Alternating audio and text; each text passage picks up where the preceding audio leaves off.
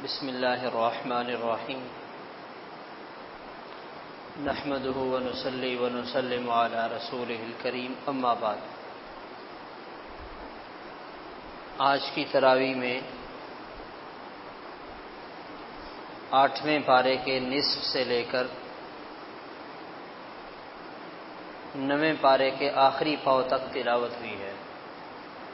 سورۃ الاعراف یہ آج ہم نے سنی ہے۔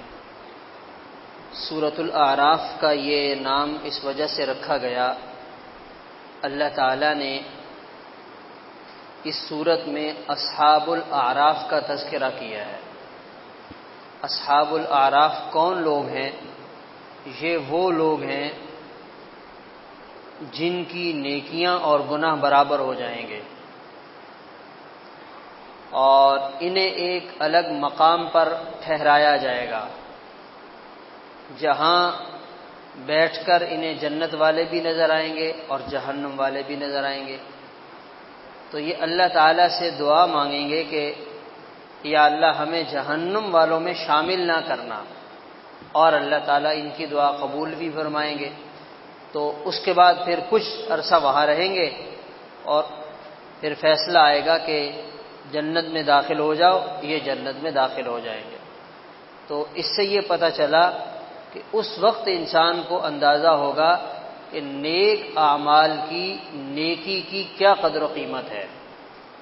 آج تو ہمیں اس کی قدر و قیمت کا اندازہ نہیں ہے۔ ابھی جیسے ہم نے عشاء کی نماز پڑھی ہے یا تراویح پڑھی ہے، ہمیں کیا ملا ہے؟ نظر تو کچھ بھی نہیں آ رہا، مگر اس پر جو ملا ہے وہ آخرت میں نظر آئے گا۔ اس کے بعد ہمیں پتہ چلے گا واہ بھائی واہ، اصل کمائی تو یہ تھی، ہم تو صبح سے لے کر شام تک پتہ نہیں کہاں کہاں جاتے تھے، وہ ہمیں نظر ہی نہیں آ رہا، اور وہ ہم نے جو 1-1.5 گھنٹہ مسجد میں گزارا تھا وہ ہمیں نظر آ رہا ہے۔ تو انسان تمنا کرے گا کاش اس نے نیکی میں زیادہ وقت گزارا ہوتا تو آج اس کو فائدہ ہوتا۔ تو اس لیے یہ ہمیں نیکی کو کرنے کا جب بھی کوئی موقع ملے تو اس میں پیچھے نہیں ہٹنا چاہیے، اس میں دل چھوٹا نہیں کرنا چاہیے۔ جیسے کاروباری لوگ ہوتے ہیں نا، تو وہ کہتے ہیں ہم چھوٹی بات نہیں کرتے، باتیں بھی بڑی بڑی کرتے ہیں۔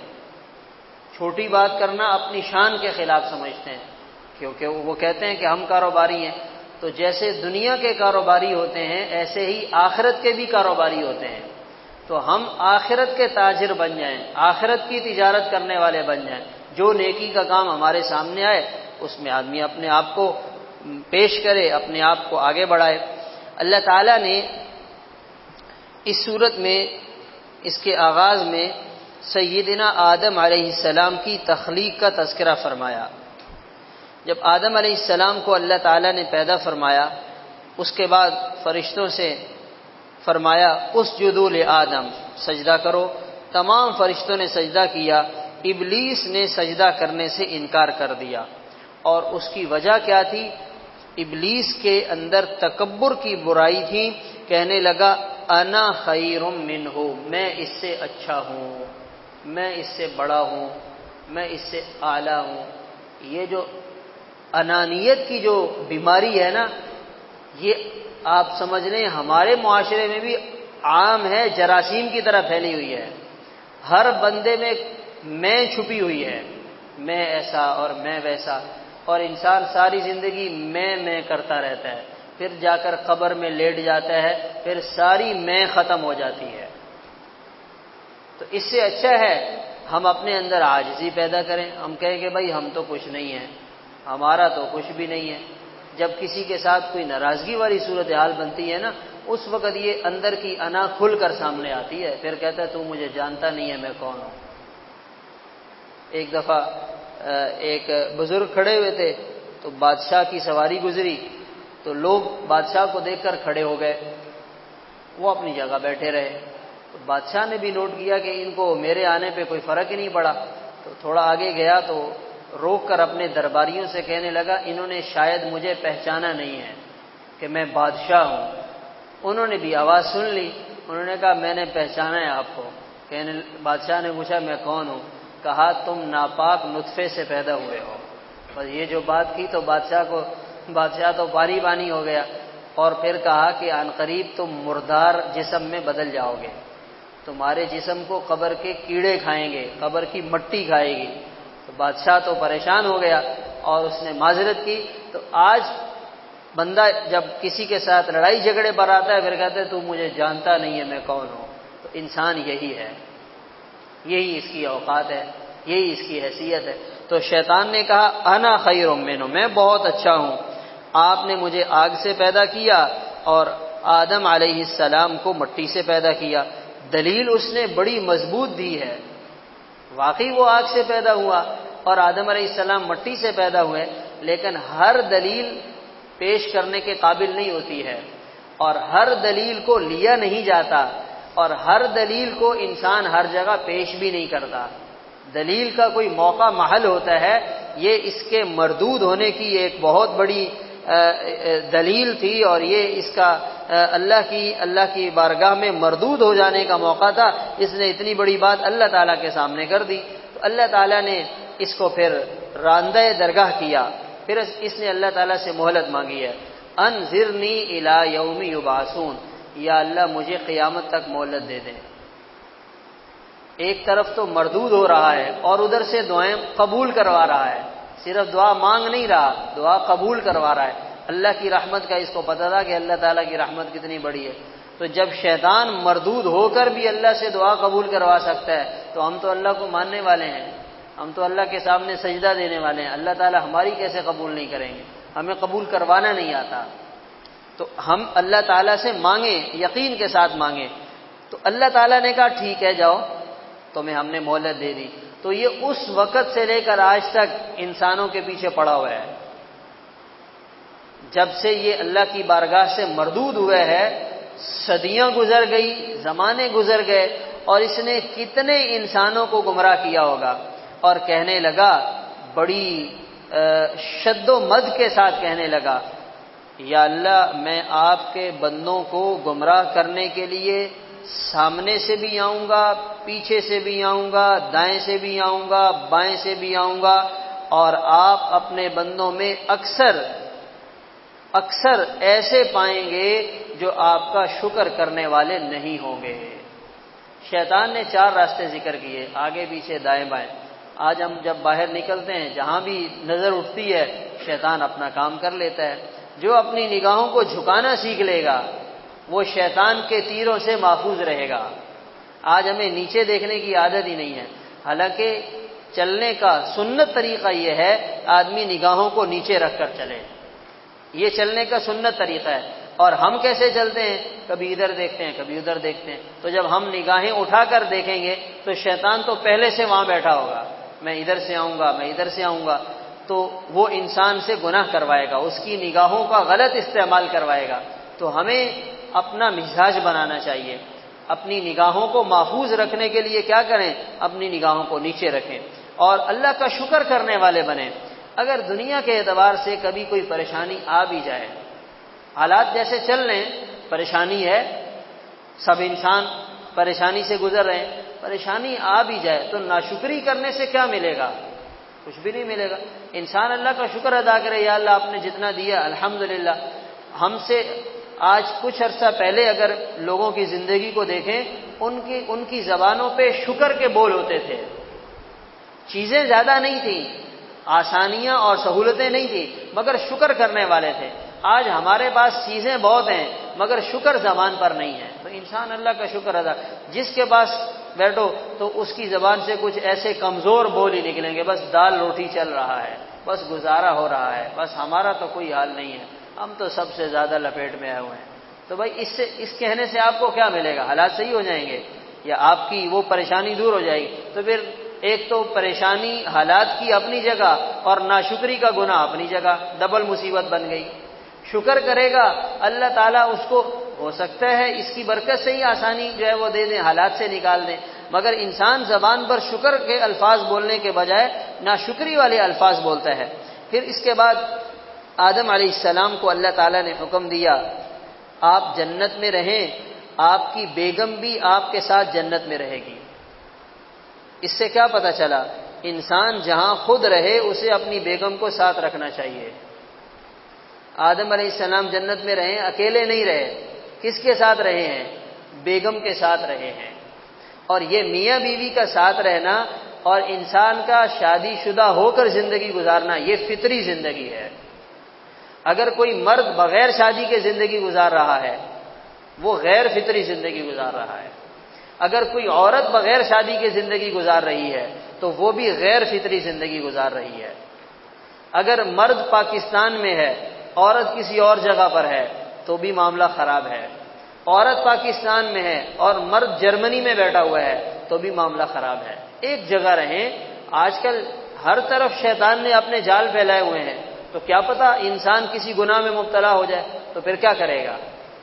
اللہ تعالیٰ نے ایک جائز اور ایک حلال راستہ بتلایا ہے، اس لیے اپنے ایمان کو محفوظ رکھنے کے لیے یہ ضروری ہے کہ انسان جہاں رہے اپنے بیوی بچوں کے ساتھ رہے، بچوں کو بھی اپنے سامنے رکھے۔ جب والد کا سایہ بچوں کے سر پہ نہیں ہوتا اولاد بگڑ جاتی ہے۔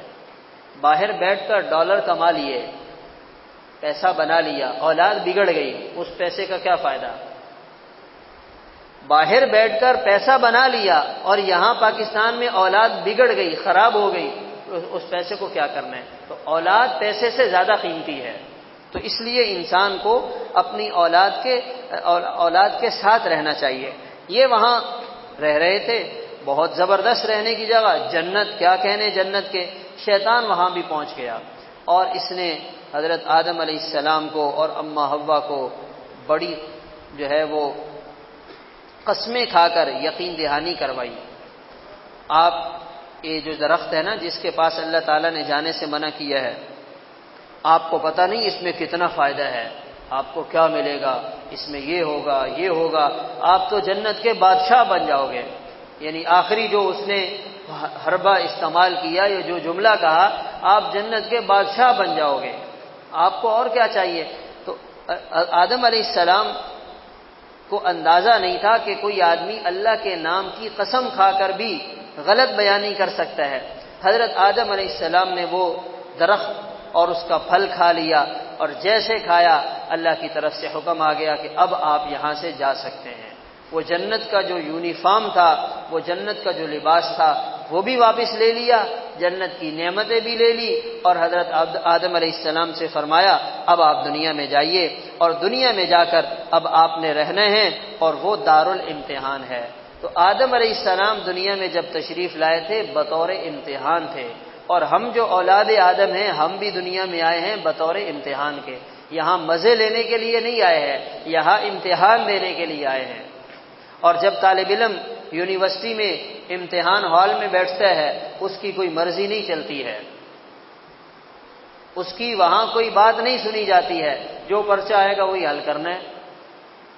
ٹھنڈک ہے، گرمی ہے، پانی ہے، نہیں ہے، وہ سب برداشت کرے گا۔ ہم دارالامتحان میں بیٹھے ہوئے ہیں، جیسے حالات آ رہے ہیں ان کو برداشت کرنا پڑے گا۔ تو بطور امتحان آئے اور اللہ تعالیٰ سے پھر معافی بھی مانگی، ربنا ظلمنا انفسنا وان لم تغفر لنا وترحمنا لنکونن من الخاسرین۔ اس میں یہ پیغام دیا گیا، شیطان سے غلطی ہوئی، شیطان نے اپنی غلطی کو مانا نہیں ہے، اس نے تسلیم نہیں کیا کہ یا اللہ مجھ سے غلطی ہو گئی، حضرت آدم علیہ السلام کو سجدہ کرنا چاہیے تھا۔ ایک دفعہ حضرت موسیٰ علیہ السلام کے ساتھ شیطان کا مکالمہ ہوا، تو حضرت موسیٰ علیہ السلام نے اس سے کہا کہ اگر تمہیں حضرت آدم علیہ السلام کی قبر کو سجدہ کرنے کی اجازت مل جائے، اب سجدہ کرنے کے لیے تیار ہو جاؤ گے؟ تو شیطان کہنے لگا جب آدم علیہ السلام سامنے تھے سجدہ نہیں کیا، قبر کو کہاں سے کروں گا؟ یعنی اتنا ضدی ہے کہ اس نے اپنی غلطی کو تسلیم نہیں کیا، اپنی غلطی کو نہیں مانا، اور وہ اپنی غلطی پہ اڑا رہا۔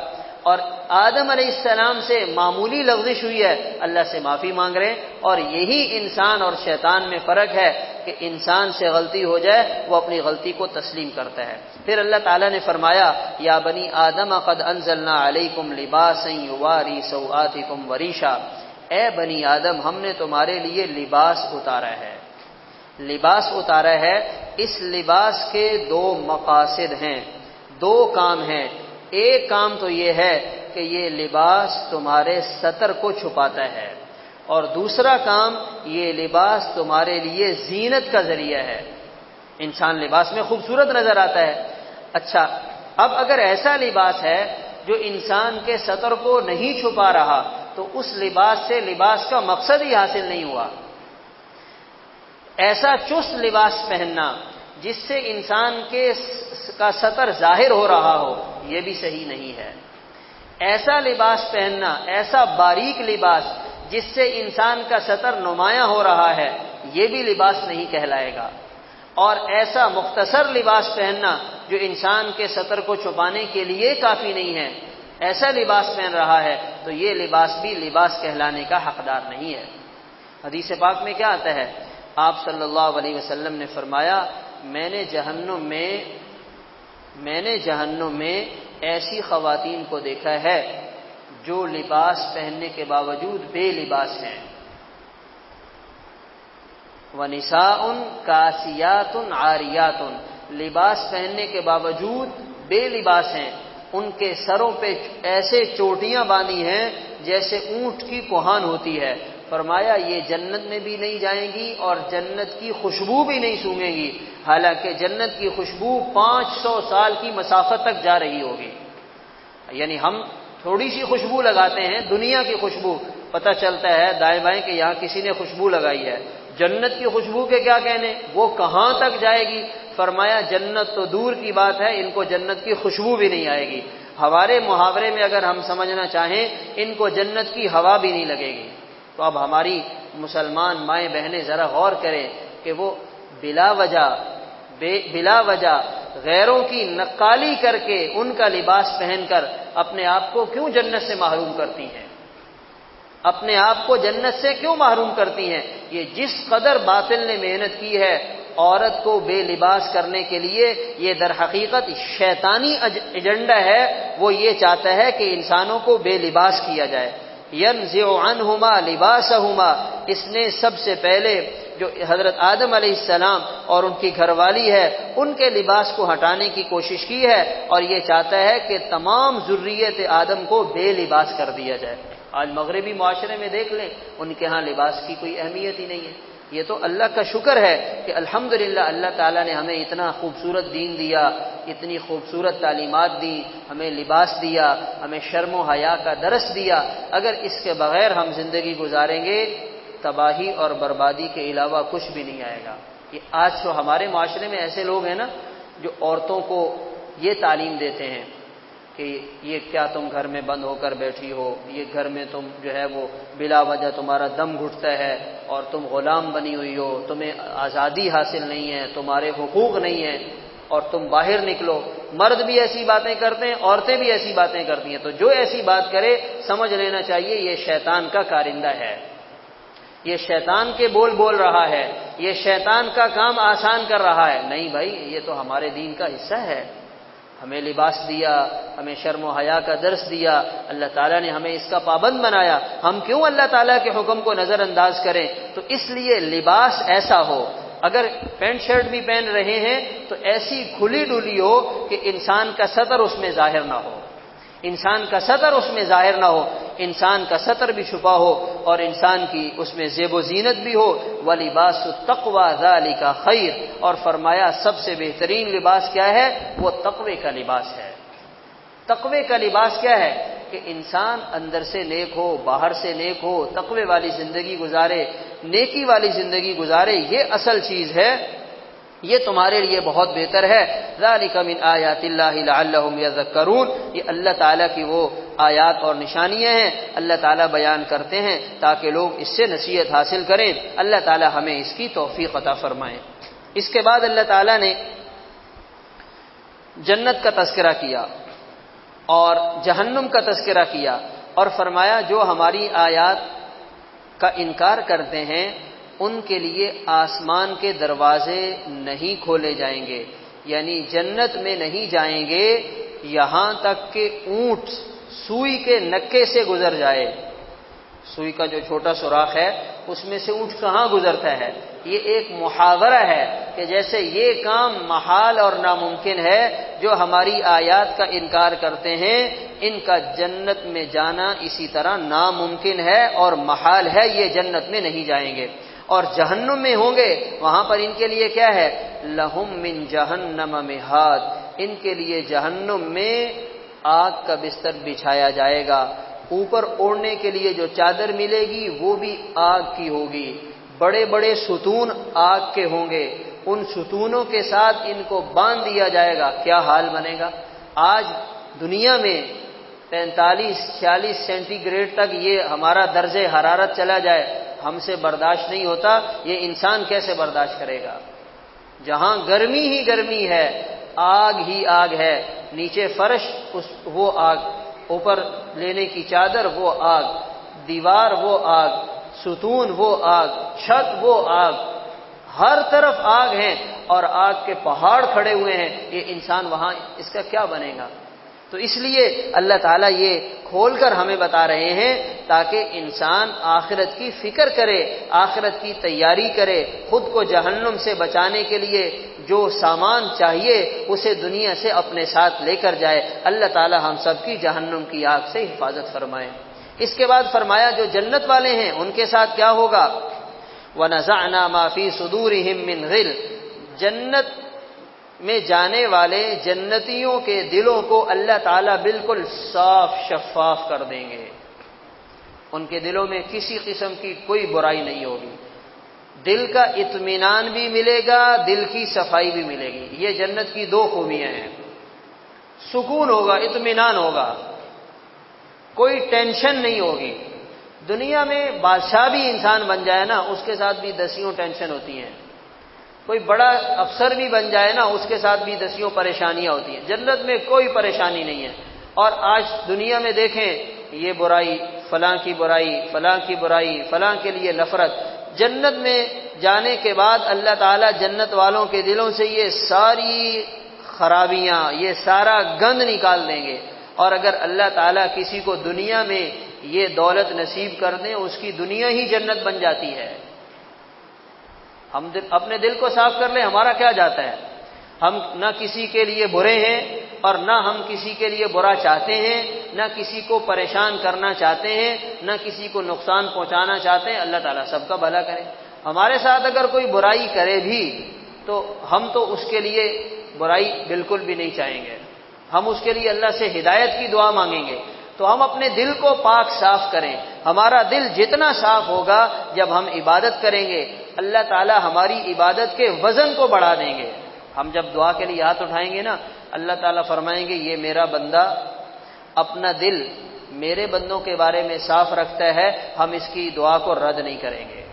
حضور پاک صلی اللہ علیہ وسلم نے وہ جو ایک صحابی آئے ہیں، 3 دن تک مسلسل جنتی ہونے کی خوشخبری سنائی ہے، یہ جنتی ہے، اور ان سے جا کر پوچھا تو کیا عمل کرتے تھے؟ کہنے لگے میرا دل صاف ہے، میرے دل میں کسی کے لیے برائی نہیں ہے، یہ عمل ہے میرے اندر، اور باقی تو میں وہی کام کرتا ہوں، نماز پڑھتا ہوں، روزے رکھتا ہوں، کوئی ایسی کوئی لمبی چوڑی عبادت بھی نہیں کر رہے، مگر کیا ہے اپنا دل صاف رکھنے والے ہیں۔ اللہ کے محبوب پیغمبر نے دنیا میں جنت کی بشارت سنائی ہے، تو فرمایا ہم ان کے دلوں کو صاف کر دیں گے اور پھر وہاں مکالمہ ہوگا۔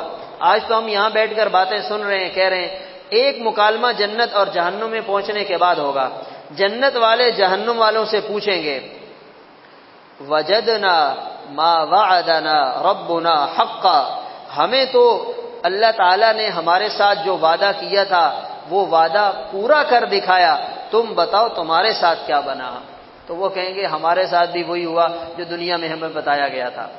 پھر اللہ تعالیٰ کی طرف سے اعلان کرنے والا اعلان کرے گا اللعنۃ اللہ علی الظالمین، ظالموں پر اللہ کی لعنت ہو، ظالموں پر اللہ کی لعنت ہو۔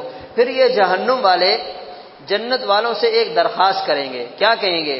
افیزو علینا من الماء، پینے کے لیے تھوڑا پانی ہی دے دو، یا پانی نہیں دیتے تو جو نعمتیں تمہارے پاس ہیں اس میں سے کوئی نعمت ہی دے دو۔ تو جنت میں نہ تو پانی کی کمی ہوگی نہ نعمتوں کی کمی ہوگی۔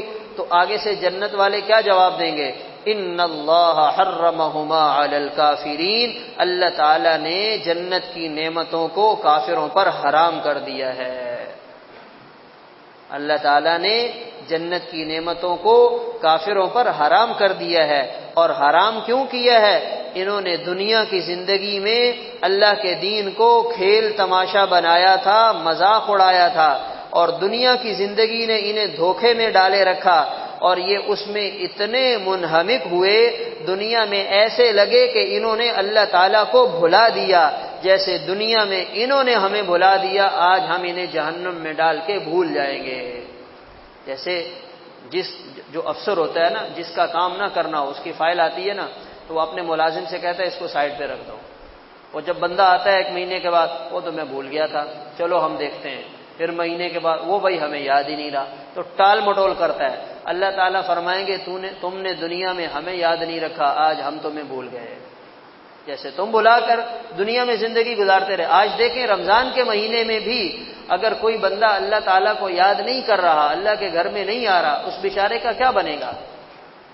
کتنے نقصان میں جا رہا ہے، کس قدر اس کا نقصان ہو رہا ہے، اس کو اس نقصان کا اندازہ نہیں۔ اگر 1 دن کا نقصان سامنے میں آ جائے نا، تو یہ پوری دنیا جل کے رہ جائے جتنا آخرت میں اس کا نقصان ہو رہا ہے۔ تو دنیا کا معمولی نقصان ہو جائے ہماری دوڑیں لگ جاتی ہیں، پریشان ہو جاتے ہیں۔ آخرت کا اتنا بڑا نقصان آج انسان دنیا میں کر رہا ہے۔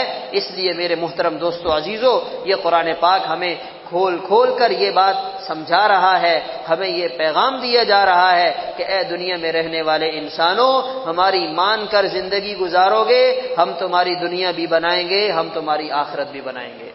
پھر یہاں اس صورت میں اللہ تعالیٰ نے مختلف انبیاء کے واقعات ذکر کیے، حضرت شعیب علیہ السلام، حضرت ہود علیہ السلام، حضرت صالح علیہ السلام، حضرت موسیٰ علیہ السلام، ان کے واقعات کو اللہ تعالیٰ نے بتلایا، اور اس میں یہ پیغام دیا، دیکھو یہ اپنے زمانے کی بڑی مانی ہوئی قومیں تھیں، اور بڑے کھاتے پیتے لوگ تھے، بڑے سمجھدار لوگ تھے، دنیا داری میں بڑی سمجھ بصیرت رکھنے والے تھے، مگر ناکام ہو گئے۔ کس وجہ سے ناکام ہوئے؟ کہ انہوں نے وقت کے نبی کی بات کو نہیں مانا۔ انہوں نے کہا، جیسے آج کل کہیں نا یہ مولویوں والی باتیں ہیں، یہ تو مولوی جو ہے یہ کسی اور دنیا کی باتیں کرتے ہیں، آج کی دنیا کہاں سے کہاں ترقی کر رہی ہے، کوئی ترقی کی باتیں کرو، یہ مولویوں والی باتیں ہمیں سمجھ میں نہیں آتی ہیں۔ تو اس زمانے میں ان قوموں نے انبیاء کی بات کو ایسے لیا، ہلکا لیا، بولا یہ کچھ نہیں ہوتا۔ تو اللہ تعالیٰ نے انہیں عبرت کا نشانہ بنایا، اور ان کے واقعات کو قرآن پاک میں ذکر کیا، اور فرمایا کہ جو بھی ہمارے دین کے خلاف چلے گا، ہمارے حکموں کی خلاف ورزی کرے گا، اس کا بھی یہی انجام ہوگا، دنیا بھی برباد اور آخرت بھی برباد۔